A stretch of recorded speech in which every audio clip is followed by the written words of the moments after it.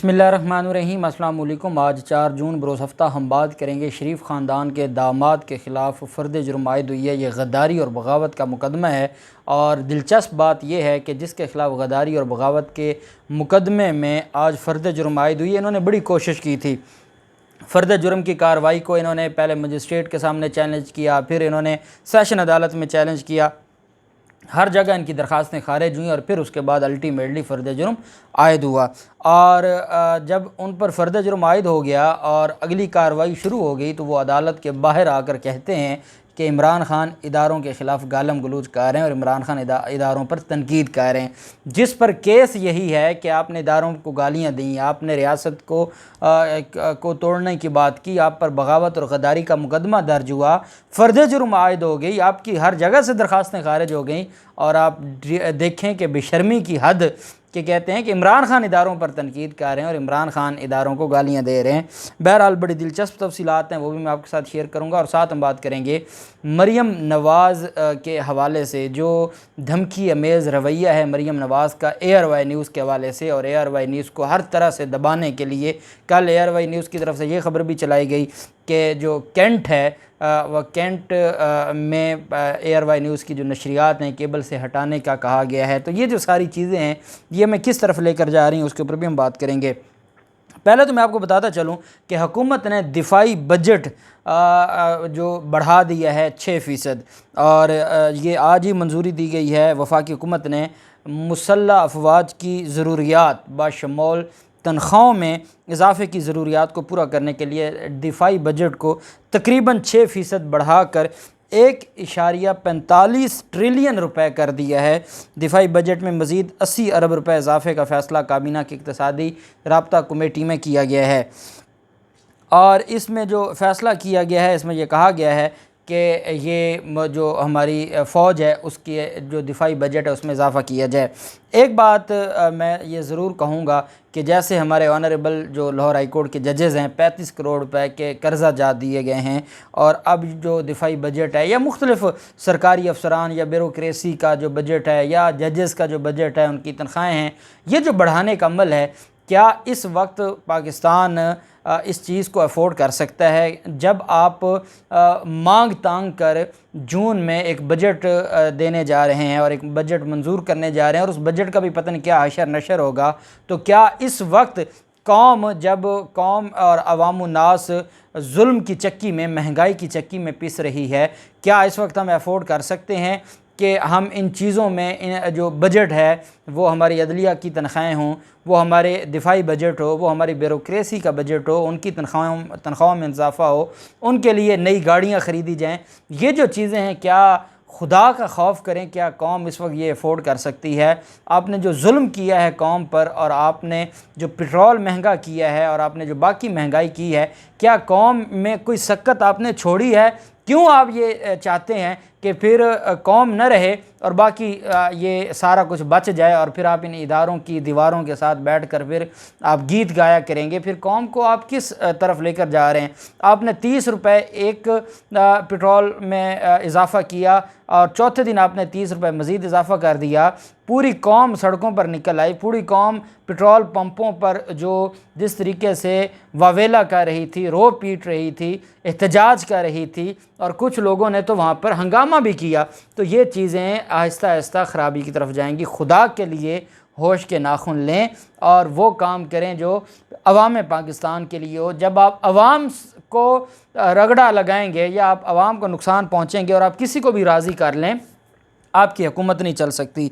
दूसरी तरफ जो मामला है और ये दुआ ज़हरा केस का है, आप जानते हैं कि कल समाअत हुई थी और सिंध हाई कोर्ट की तरफ से एक IG को इसी केस में ओहदे से हटा दिया गया था और कल उस समाअत में IG सिंध ग़ुलाम नबी मेमन पेश हुए थे और अदालत ने साबिक IG कामरान फ़ज़ल के ख़िलाफ़ शोकाज़ नोटिस अहलियत जाँचने का जो हुक्म था वो वापस ले लिया क्योंकि उनको ओहदे से हटा दिया गया है। अदालत ने पुलिस की दरख्वास्त पर बैंक अकाउंट्स और शनाख्ती कार्ड बुला करने का भी हुक्म जारी किया गया गया है ये दुआ ज़हरा और उनके जो हस्बैंड है। तहरीरी हुक्म में ये भी कहा गया है कि अदालत ने बैंक अकाउंट्स और शनाख्ती कार्ड ब्लॉक के हवाले से मुतल्लिक रिपोर्ट भी तलब कर ली है।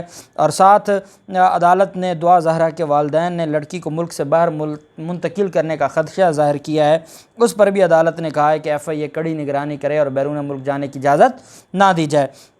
अब अदालत ने लड़की की बायाबी के लिए FIA पॉलिस से ताउन करने और वफाक FIA को फ़रीक बनाने के लिए दरख्वास्त गुजार को दरख्वास्त के टाइटल में तरमीम करने का हुक्म दे दिया है। और साथ अदालत ने जो समाअत है वो 10 जून तक मुलतवी की थी। आज सिंध पुलिस ने वज़ारत दाखिला को और वफाकी वज़ारत दाखिला को ख़त लिखा है जिसमें दुआ ज़हरा की बायाबी के लिए IG पंजाब को सिंध पुलिस की मुआवनत करने के लिए कहा गया है। ख़त में दरख्वास्त की गई है कि खैबर पख्तूनख्वा और आज़ाद कश्मीर के IGs को भी सिंध पुलिस से ताउन की हदायत की जाए। और ख़त के मतन में कहा गया है कि सिंध हाई कोर्ट ने दुआ ज़हरा को हर हाल में 10 जून को पेश करने का हुक्म दिया है। अब मुझे नहीं समझ आ रही कि अगर तो दुआ ज़हरा और उसके साथ जो उसका एक नाबालिग शौहर है और उनका जो मामला है कि वो इतनी ताकतवर हैं या वो इतने ज़्यादा कि 4 सूबों की पुलिस उनको नहीं पकड़ पा रही। कभी कहते हैं कि वो सियालकोट हैं, कभी कहते हैं मानसेरा हैं, कभी कहते हैं वो रहीम यार ख़ान हैं। तो ये मुझे नहीं समझ आ रही कि ये केस किधर जा रहा है, ये कौन लोग हैं। और अगर तो वो उन्होंने कानून के मुताबिक शादी की है और अगर वो समझते हैं कि वो बालिग थे और उनका हक़ था, राइट था, उन्होंने शादी की है, तो फिर ये सारा कुछ क्या हो रहा है कि वो इस हद तक ताकतवर हैं कि इस वक्त तक FIA और पुलिस उनको ट्रेस करने में नाकाम रही है। ये मामला बड़ा कम्प्लिकेटेड होता जा रहा है। और जिस तरीके से दुआ ज़हरा के वालिदैन रोज़ आए रोज़ रोते हुए वो वीडियोज़ अपलोड कर रहे हैं और वो कौम को ये बता रहे हैं कि ये उनकी बेटी को अगवा किया गया है, तो ये मामला तो फिर कहीं और जा रहा है। और ये ज़िम्मेदारी बनती है इदारों की कि वो जल्द अज जल्द इस सारे मामले पर उनको ट्रेस करें और अदालत के सामने पेश करें। फ़ैसला अदालत ने करना है कि आया सब कुछ आइन और कानून के मुताबिक हुआ है या नहीं हुआ।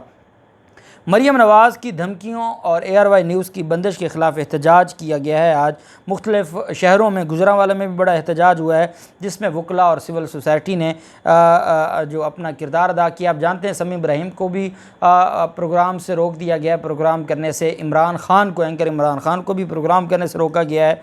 और ARY न्यूज़ की जो बंदिश और नंबरों में छेड़छाड़ की भरपूर मज़म्मत की गई है। और मरियम नवाज़ की तरफ से ARY न्यूज़ का माइक हटाने और आए रोज़ धमकियाँ जो ARY न्यूज़ को दी जा रही हैं उसको भी मज़म्मत की गई है। और ये कहा गया है कि जो ये खौफ ज़दा होने वाले नहीं है। एहतजाजी रैली में शरीक सीनियर वकील अज़हर भुट्टा ने कहा कि वकला बिरादरी ARY न्यूज़ के साथ खड़ी है, हुकूमत सच की आवाज़ को दबा नहीं सकती और इन ओछे हटकंडों से ये मामला दबने वाला नहीं है। इसी तरह जो खैबर एजेंसी है और जो खैबर पख्तूनख्वा में जो न्यूज़ एजेंसीज़ हैं या सहाफ़ियों की मुख्तलिफ़ तंजीमें हैं उनकी तरफ से भी शदीद मज़म्मत की गई है मरीम नवाज़ की जो आए रोज़ धमकियाँ हैं और मरीम नवाज़ की तरफ से जो थ्रेट किया जा रहा है और माइक उठाकर वापस कर दिया गया ARY न्यूज़ के। इसके ऊपर भी काफ़ी जो चीज़ें हैं वो कम्प्लिकेटेड हो रही हैं। सफदर अवान पर आज फ़र्द जुर्म आयद कर दी है लाहौर की मकामी अदालत ने।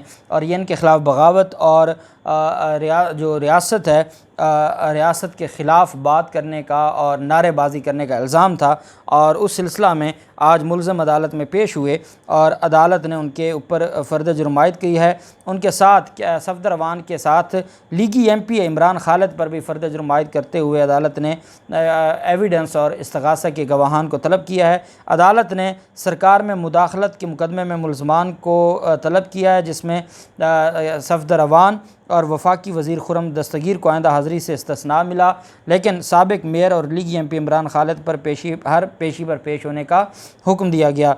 दूसरी जानिब जो है वो लाहौर की ये गुजरांवाला में उनके ख़िलाफ़ कार्रवाई हुई है और गुजरांवाला की अदालत में उनके ख़िलाफ़ जो कार्रवाई है वो की गई है। दूसरी तरफ जो लाहौर की अदालत में भी इश्तिआल अंगेज़ तकरीर के केस में सफदर अवान पर आज फ़र्द जुर्म आयद हुई है और सफदर अवान ने सेहत जुर्म से इनकार किया है और अदालत ने 10 जून को इस्तग़ासा के गवाहान को और शहादतों को तलब किया है। 2 अक्टूबर 2020 को सफदर अवान के ख़िलाफ़ थाना सेटेलाइट टाउन में इदारों के ख़िलाफ़ ज़ुबान इस्तेमाल करने का मुकदमा दर्ज किया गया था। मुस्लिम लीग नून के रहनुमा सफदर अवान ने रुकन सूबाई असम्बली इमरान खालिद भट्ट की रिहाइशगाह पर कारकुनान से मीटिंग की थी। इस मीटिंग में लीगी रहनुमा और MP ने कारकुनान समेत शहरियों को हुकूमत के ख़िलाफ़ उकसाया और रियासती इदारों के ख़िलाफ़ इश्तिहार अंगेज़ी करते हुए धमकी दी थी। आपको याद होगा कि इनकी तरफ से जब गुजरांवाला में जलसा होना था तो सफदर अवान ने वहाँ पर बैठकर ये कहा था कि हम जो कोर कमांडर हैं गुजरांवाला उसके उनके रिहाइश गाह के बाहर जाकर धरना देंगे, और उन्होंने वहाँ पर धमकी दी थी। और इसके अलावा रियासती इदारों और रियासत को धमकियाँ दी गई थी, जिसकी वजह से थाना सेटेलाइट टाउन में रुकन पंजाब असम्बली इमरान खालिद भट्ट और सफदर अवान के ख़िलाफ़ बगावत का मुकदमा दर्ज किया गया था। FIR के मतन में ये लिखा गया था कि दोनों रहनुमाओं ने शहरियों को हुकूमत और रियासती इदारों के ख़िलाफ़ बगावत पर उकसाया है। जो लाहौर में इनके ख़िलाफ़ मुकदमा दर्ज हुआ था जिसमें फ़र्द जुर्म आयद हुई है, जब मरीम नवाज़ जेल में थी और मरीम नवाज़ पेशी पर आती थी तो उस वक्त नारेबाजी की थी और फ़ौज रियासती इदारों के ख़िलाफ़ गालम गलूच की गई थी, नारेबाजी की गई थी और रियासत मुखालिफ नारेबाजी की गई थी, जिसकी वजह से लाहौर में उनके ख़िलाफ़ थाना इस्लामपुरा में मुकदमा दर्ज हुआ था। उस पर फ़र्द जुर्म आयद हुई है और उस फ़र्द जुर्म में अदालत ने 10 जून को तलब किया है इस्तग़ासा के गवाहान को।